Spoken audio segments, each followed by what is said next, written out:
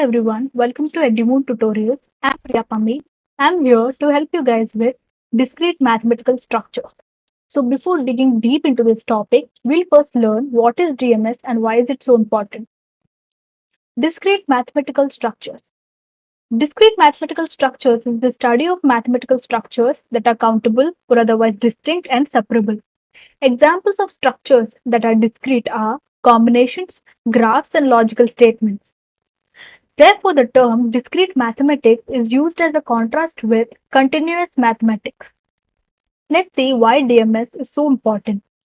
Discrete mathematical structures has become popular in the recent decades because of its application in the fields of computer science.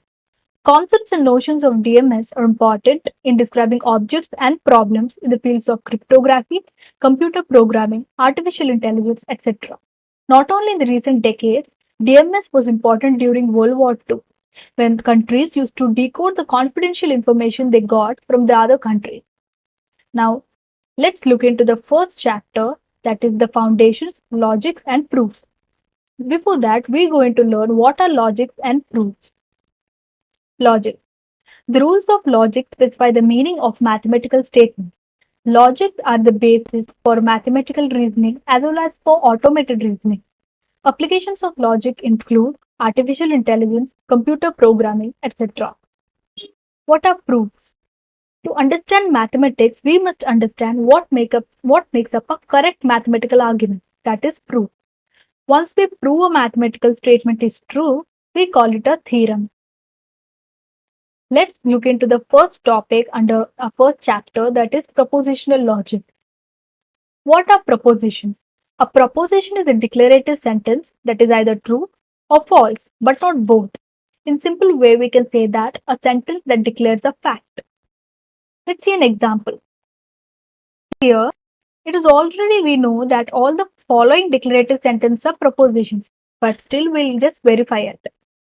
Washington DC is the capital of the United States of America.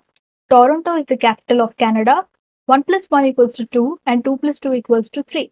So in all of these four statements, we have two statements which are true and the rest two are false. As we have learned, propositions 1 and 3 are true and propositions 2 and 4 are false. As we have learned, the propositions are the ones which can be either true or false, but not both. So we can conclude that all these four statements are propositions. Let's see another example. Consider the following sentences. What time is it? Read this carefully. X plus 1 equals to 2. X plus y equals to z. So in all of these four statements, we can't actually tell which one is true or which one is false. So therefore, all these four statements are not propositions. Sentences 1 and 2 are not propositions because they are not declarative.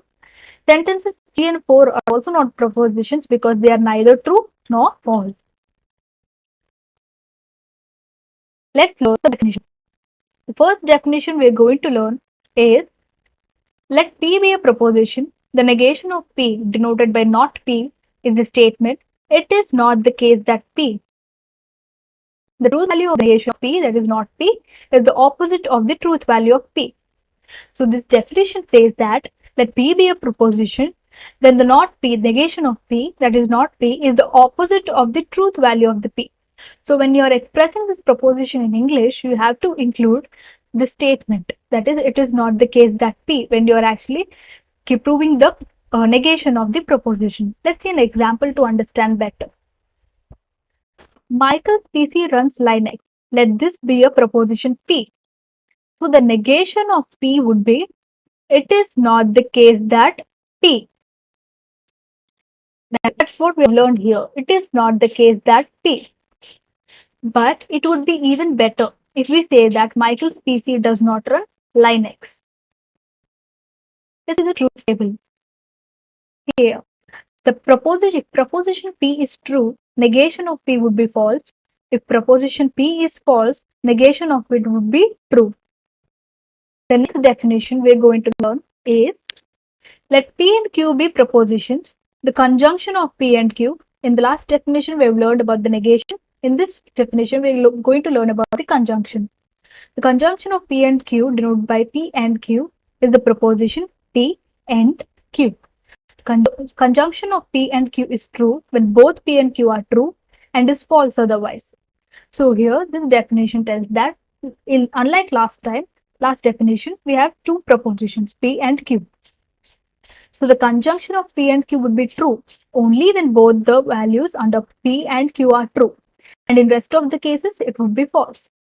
And when you're expressing this in English, you have to include and in between the two propositions. Let's see an example. Here, there are two propositions, P and Q. In P, Ria's PC has more than 16 GB free hard disk space.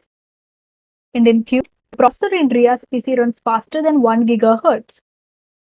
So the conclusion would be that if the conjunction of P and Q would be Ria's PC has more than 16 GB free hard disk space, and note the end, the processor in Ria's PC runs faster than 1 GHz. It is a correct statement, but it would be even better if we say that Ria's PC has more than 16 GB free hard disk space and its processor runs faster than 1 GHz. So I hope it's clear. Let's see the truth table. And we have learned propositions. If the propositions P and Q are true, then only the conjunction P and Q would be true. And in rest of the cases, it would be false. Let's learn the third definition. In the last definition, we learned about the conjunction. So in this definition, we are going to learn about the disjunction. That P and Q be propositions. The disjunction of P and Q, denoted by P or Q, is the proposition P or Q. The disjunction P or Q is false when both P and Q are false and is true otherwise. So, like last time, P or Q would be false only if both P and Q are false, and in rest of the cases, which it would be true. This tells that if one of P and Q are true, then the P or Q would be true. Let's see the truth table. See here, if both of them, if the proposition P and proposition Q are false, then disjunction P or Q would be false, and in rest of the cases, it would be true. So in the coming up lectures, we're going to learn even more definitions and interesting examples. Okay. Let's see you in the next lecture.